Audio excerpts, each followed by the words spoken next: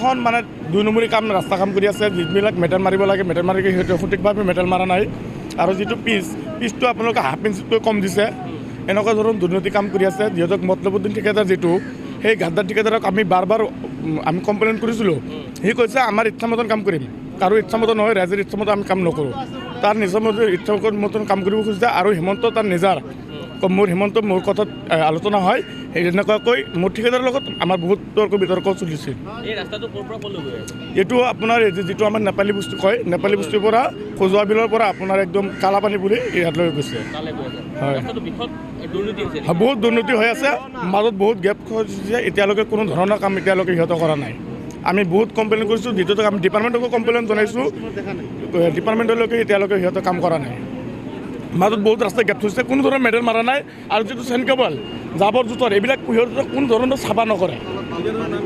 ঠিকাদাৰৰ নাম মতলবুদ্দিন, সিহঁতে গাদ্দাৰ ঠিকাদাৰ হয়। মোৰ মতে গাদ্দাৰ ঠিকাদাৰ হয়। আমি ৰাইজে বাৰ কোৱাৰ পিছত আমাৰ ৰাইজৰ মতন কাম নহয়, তাৰ ইচ্ছা মতন কাম কৰিব, হ'লেও কৰিব নহ'লে গুচি যাব। এতিয়া ৰাস্তাখন আমাৰ 2-3 মাহৰ আগতে ৰাস্তাখন ভাঙি পেলাই থৈ দিছে। এনেকুৱা অসুবিধা হৈছে মানুহৰ সন্মুখীন।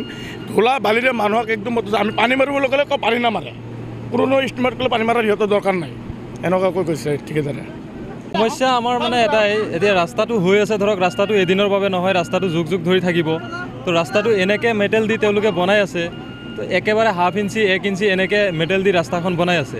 তো আমি কোৱাৰ পিছতো তেওঁলোকে মানে কোনো ধৰণৰ গুৰুত্ব নিদিয়ে। তেওঁলোকে CM-ৰ বাহনা দেখায়। CM-ৰ লগত আমাৰ আলোচনা আছে।